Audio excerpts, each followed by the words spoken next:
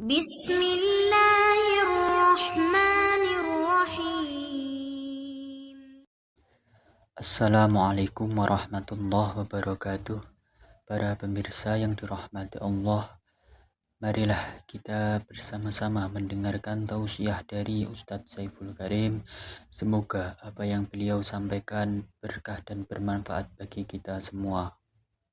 Bagaimana cara memperlebar konsep penerimaan supaya bisa memenuhi no complaint day? Satu, syaratnya apa? Harus sholat. Dua, sholatnya harus daim, harus terus menerus pada situasi apapun. Berarti tidak bisa kita terjebak oleh sholat yang musiman. Ketika enak sholat, gak enak gak sholat. Ketika sedang rineh sholat, ketika sibuk gak sholat. Ini tidak akan menghilangkan komplain.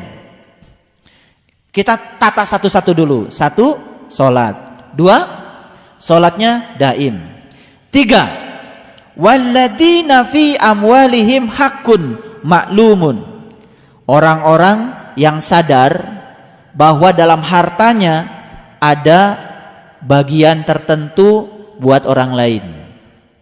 Itu tiga. Lisaili wal mahrum. Bagi orang miskin, bagi orang yang minta-minta, bagi orang yang tidak memiliki apa-apa. Ulangi lagi. Satu, sholat. Dua, sholatnya harus daim, terus menerus. Pak, kalau saya sholatnya terus menerus gimana dong? Apa saya bisa bekerja? Tuh, udah salah lagi. Sholat itu kan melekat artinya. Sholat itu melekatkan diri kepada Allah. Jadi ingat kepada Allahnya itu terus menerus. Itu maksudnya. Itu yang disebut dengan sholat yang daim. Yang ketiga, sadar bahwa pada harta yang ada pada kita ada bagian untuk orang lain. Bagian siapa? Bagian orang miskin, bagian orang yang minta-minta, bagian orang yang tidak mempunyai apa-apa. Yang keempat, mempercayai hari pembalasan. Pembalasan itu baik apa buruk? Baik apa buruk? Ya, pembalasan itu bisa baik, bisa buruk. Kan sudah dibahas di surat yang ke-99, ya kan? Semua yang baik akan dibalas dengan kebaikan. Semua yang buruk akan dibalas dengan keburukan. Kalau kita sadar dengan hari pembalasan, pasti kita akan melakukan yang baik-baik saja, karena pembalasannya pasti baik. Kan kita tidak mungkin ada yang menghendaki pembalasan yang buruk. Betul nggak? Pembalasan yang buruk pasti dari tindakan yang buruk. Pembalasan yang baik dari tindakan yang baik. Itu yang keberapa? Yang keempat. Yang kelima, takut akan azab Tuhan. Yang keenam, orang yang memelihara kehormatannya, ya. Jadi kehormatan. Li furujihim hafidun. Yang ketujuh, orang yang memelihara amanah-amanahnya. Walladzina hum li amanatihim wa ahdihim raun. Yang kedelapan, walladzina hum bisyahadatihim qaimun. Orang yang memberikan kesaksiannya. Ini harus dibahas satu-satu. Yang kesembilan, walladzina hum ala salatihim yuhafidun. Orang yang memelihara salatnya. Jadi bukan sekadar mendirikan salat, bukan mengerjakan salat terus-menerus, tapi memelihara salatnya. Jadi ada berapa? Ada 9. Memang syaratnya 9. Jadi kalau yang 9 ini kita pahami semuanya dan kita amalkan semuanya, ternyata kita akan mendapatkan kemampuan untuk melebarkan konsep penerimaan. Lalu kita akan memasuki no complaint day. Sekarang saya mau kasih tahu. Perhatikan saya. Kalau orang komplain, biasanya energinya positif atau negatif? Negatif. Bahwa energi negatif itu menular, percaya? Percaya ya? Jadi ngajinya hari ini adalah no complaint day. Tidak ada lagi komplain setelah hari ini. Dan untuk membangun itu semua ternyata tidak sesederhana itu. Tidak, saya hari ini tidak akan komplain. Ternyata ada 9. Ada 9. Ada 9, ya. Jadi yang pertama tadi apa? Ya, sholat. Sebelum saya lanjutkan ke sini, saya mau tanya dulu. Apakah kita masih punya sifat yang digambarkan di ayat 19, 20, 21? Masih suka komplain, berkeluh kesah, betul? Apabila ditimpa yang gak enak, suka protes. Kalau ditimpa yang enak, ngahep-hep.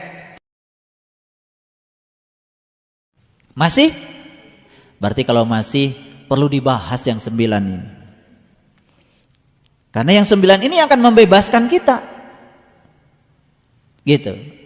Jadi sebetulnya intinya adalah konsep penerimaan. Konsep penerimaan. Seberat apapun masalah kita, kalau kita memulai dengan menerima dulu, makanya jalan untuk memperbaikinya lebih mudah ketimbang kita tidak menerimanya. Ada sebuah perusahaan bis.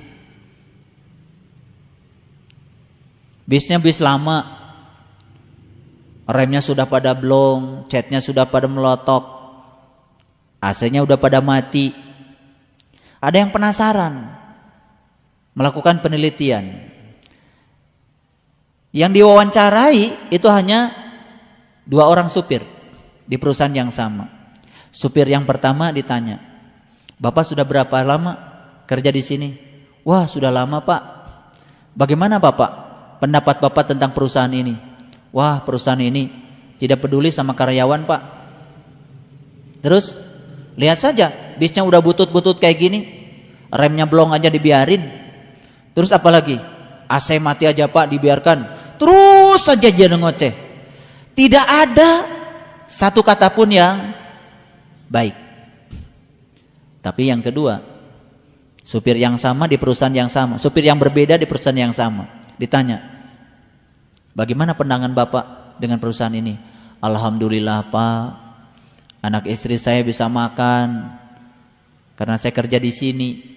Mungkin kalau saya tidak kerja di sini, nggak tahu deh nasib saya seperti apa. Perusahaan ini gimana menurut Bapak?"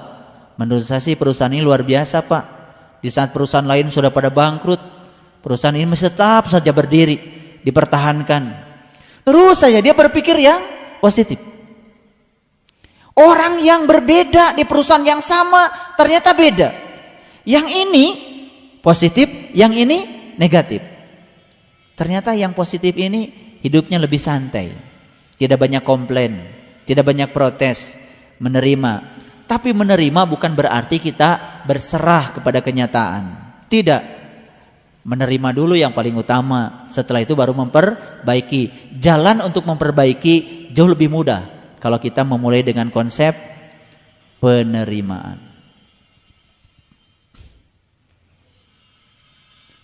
Biasanya kalau kita dalam hidup ini kan terkadang sulit ya.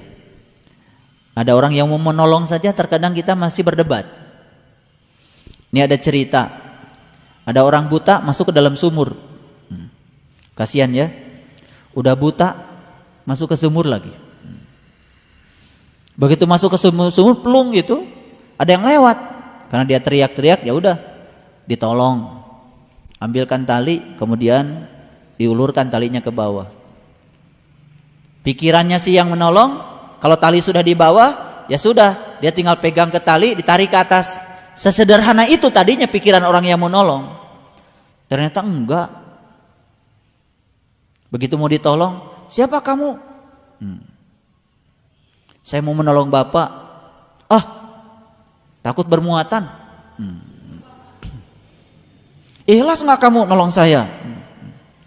Nanti kalau saya ditolong sama kamu mau minta bayaran nggak sama saya? Tolong ya dijelaskan siapa yang bikin sumur ini. Tanggal berapa, tahun berapa, berapa dalam. Udah mau mati masih debat. Dasar orang buta. Ini mungkin bukan kenyataan ya. Ini sedang cerita kita.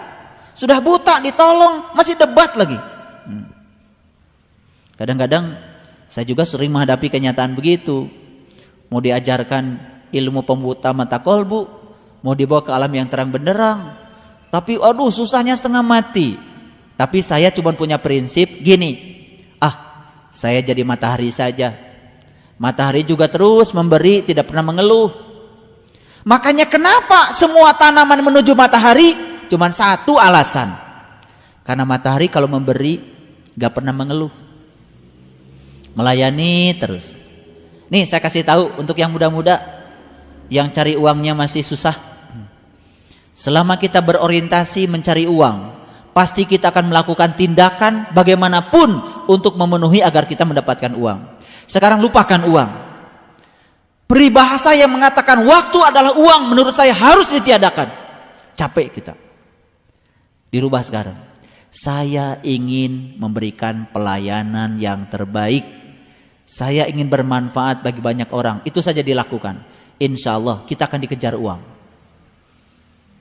Jadi tidak usah mengejar uang. Lakukan pelayanan yang terbaik. Pasti semua akan berpusat pada kita. Sekarang sekali lagi.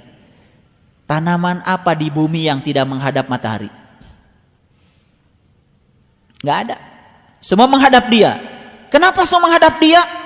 Kenapa semua menyenangkan dia? Cuman satu alasan. Karena dia memberi dan terus memberi. Ternyata hukum memberi pasti menerima. Karena matahari memberi tanpa minta balasan, memberi tanpa keinginan, memberi dan terus memberi tanpa pilih kasih, maka semua pohon menghadap dia. Saya ingin kasih tahu, kalau kita membuat pelayanan pada siapapun, semua orang pasti akan menghadap kita. Semua rezeki akan berpihak pada kita. Semua kebaikan akan menuju kita. Rumusnya cuma satu. Ini harus dibaca berulang-ulang setiap hari. Ini doanya dari saya. Di mana hati berada, di situ harta terletak. Ulangi lagi. Di mana hati berada, di situ harta terletak.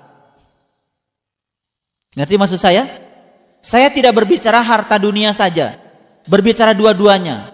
Harta jasmani, harta ruhani. Dan ternyata harta bergantung pada kehadiran hati. Ini saya kasih tahu. Ada yang tanya sama saya, Bapak, kok Bapak baru saja dari sini, ke sini, ke sini, ke sini, ke sini, kok nggak ada lelahnya? Saya bilang, sebetulnya saya kelihatan oleh kamu bekerja. Saya tuh sebenarnya nggak bekerja. Kenapa? Karena saya melakukannya senang. Ketika kita melakukan pekerjaan dengan senang, sebetulnya kita sudah berhenti bekerja. Sekali lagi, ini rumus yang luar biasa. Luar biasa. Silahkan dibuktikan rumus ini, formula ini luar biasa. Ulangi, di mana hati berada, di situ harta terletak. Sekarang gini, dokter melayani pasien pakai hati, bukan pakai tarif, pakai hati. Percaya nggak? Dokter itu bisa mendapatkan uang melampaui tarifnya. Percaya sama saya? Saya ngasih pelatihan pakai hati, nggak pakai tarif. Ternyata saya mendapatkan balasan jauh melampaui tarif. Saya melakukan kebaikan pada siapapun pakai hati. Memberi pakai hati. Ternyata saya mendapatkan balasan jauh melampaui yang saya pikirkan. Jadi semua satu. Di mana hati berada, di situ harta terletak. Jadi kalau ingin kaya, gampang. Hadirkan hati. Melakukannya harus senang. Makanya saya bilang tadi, tidak semua orang sibuk sukses. Dan tidak semua orang yang tidak sibuk tidak sukses. Saya akan menggunakan sukses dalam dua terminologi. Ada sukses menurut ukuran umum, ada sukses menurut ukuran pribadi. Dan itu berbeda.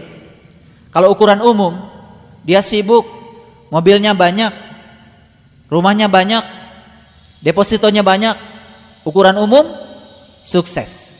Padahal kalau ditanya dia, setelah itu pengen apa lagi? Pengen tambah banyak lagi. Dan mungkin dia merasa belum sukses. Beda ukuran pribadi dengan ukuran umum. Ukuran pribadi itu ternyata sangat unik. Saya menilai kesuksesan bukan dari sisi itu.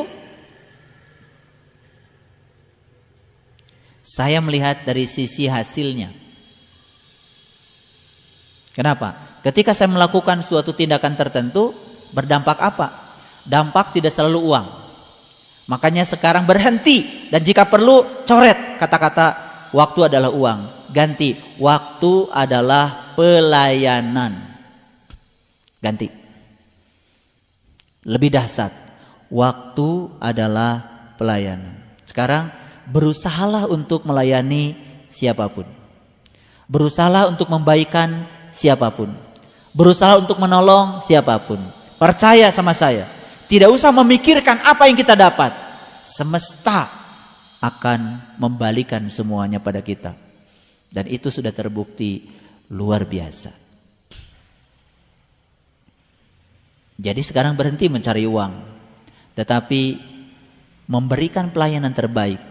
Pasti kita akan dikejar oleh uang. Dan pelayanan adanya di mana? Di hati.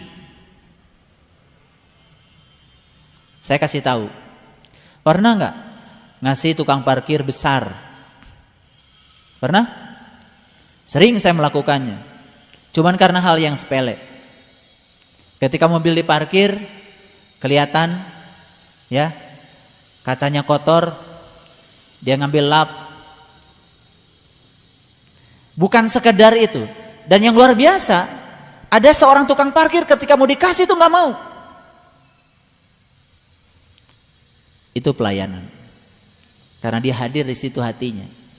Beda dengan orang yang hitung-hitungan. Sekian mobil, sekian itu, dia hanya mendapatkan sekian saja. Di situ pelayanan. Pernah nggak datang ke tukang cukur, nggak disuruh tukang cukur tiba mijit semua, enak gitu. Pasti tidak mungkin kita ngasih 8.000. Pasti ingin ngasih 20.000, bisa jadi 50.000. Betul? Jadi sekarang apa yang harus kita lakukan? Merubah. Jadi keyakinan yang salah di masa lalu, rubah. Keyakinan yang salah, yang tidak produktif, yang telah membelenggu kita, hancurkan. Dan itu akan memperlebar konsep penerimaan. Masih ingat cerita saya tentang gajah di India? Kalau mungkin pergi ke India aneh. Karena apa? Gajah yang gede-gede, talinya kecil-kecil, dan diikat di pohon yang kecil. Tapi gajah yang kecil-kecil, talinya gede-gede, rantainya besar-besar, dan diikatkan di pohon yang besar. Mungkin kalau orang yang baru datang ke situ protes, nih kalian ini nggak ada kerjaan. Yang kecil diikatnya dengan rantai yang besar. Gajah yang besar diikat dengan tali yang kecil, tapi tidak pernah kabur. Ternyata resepnya cuma satu. Gajah yang besar waktu kecil di rantai besar, dan dia pernah mau kabur berkali-kali, gak sukses. Lalu terbentuk di sini keyakinan di dalam pikiran gajah. Kalau di kaki aku ada tali, jangan berpikir kabur, karena pasti tidak akan bisa lepas. Jadi ada keyakinan yang membelenggu dia, yang dibangun oleh kebiasaan, dan itu membelenggu pikiran. Jadi yang namanya kuburan di Quran bukan sekedar fisik. Keluar dari kuburan yang fisik ini mudah sekali. Tapi keluar dari belenggu yang non fisik, yaitu belenggu pikiran, ternyata itu yang telah menawan banyak orang di kehidupan masa lalunya, lalu dia sulit untuk berubah. Rezekinya gitu saja, cara berpikirnya gitu saja, cara bergaulnya begitu saja, cara merespon masalah gitu-gitu saja, tidak ada yang berubah. Kenapa? Ada keyakinan yang salah yang membelenggu, tapi kita tidak pernah periksa itu. Jadi kenapa si gajah yang besar tadi tidak kabur, berputar-putar saja di pohon yang kecil? Karena dia sudah berhasil dibelenggu. Dan waktu kecil dia tetap saja di rantai yang besar, pernah meronta mau kabur. Dan ternyata cuman menempelkan tali di kaki, si gajah sudah mengatakan pada dirinya, aku tidak mungkin bisa lepas dari sini. Jadi kalau manusia dibelenggu oleh kebiasaan-kebiasaan yang diyakini padahal itu salah, apa bedanya dia dengan gajah? Cuma gede badannya doang. Makanya gajah, lihat, gajah itu badannya gede tapi matanya sipit. Karena gajah itu memang lambang dari orang yang sedang dikendalikan oleh keinginan. Makanya ada Quran surat gajah, surat Al-Fil. Dan tentara gajah ini itu yang mau menghancurkan Ka'bah. Ngerti maksudnya? Kasihan deh lo. Kagak ngerti dari dulu. Tentara gajah menghancurkan Ka'bah. Ya Allah. Ka'bah yang itu seandainya ditubruk sama gajah, tembok lagi, gak ada masalah. Tapi Baitullah yang ada bersamamu, yang dikotori setiap saat oleh kotoran-kotoran gajah, itu yang sulit dibersihkan, itu yang sulit dibangun kembali. Dari mana gajah itu muncul? Gajah itu besar tubuhnya, sempit matanya, besar keinginannya, tapi sempit sudut pandangnya. Itulah gajah dalam dimensi yang lain. Begitu tadi uraian dari Ustadz Saiful Karim. Semoga apa yang disampaikan tadi bisa menjadikan tambahan pengetahuan bagi kita, yang akhirnya apa yang kita lakukan utamanya dalam masalah ibadah kita menjadi sempurna. Demikian dari kami, kurang lebihnya mohon maaf. Wassalamualaikum warahmatullahi wabarakatuh.